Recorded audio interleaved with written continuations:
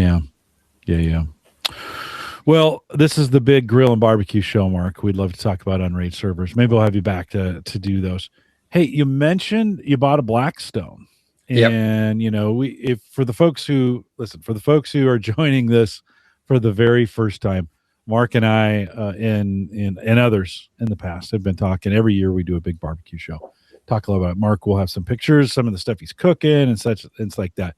Mark, how many grills do you have at this point?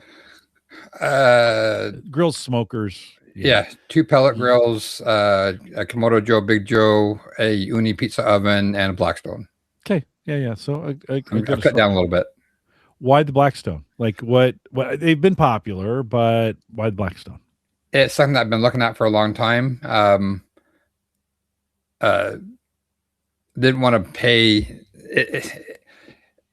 Part of the barbecue for me is always a new challenge. See if I like it. So I've gone through. I think I've gone through 10 or 11 grills in the last 12 years. Either upgrading what I have or trying something new.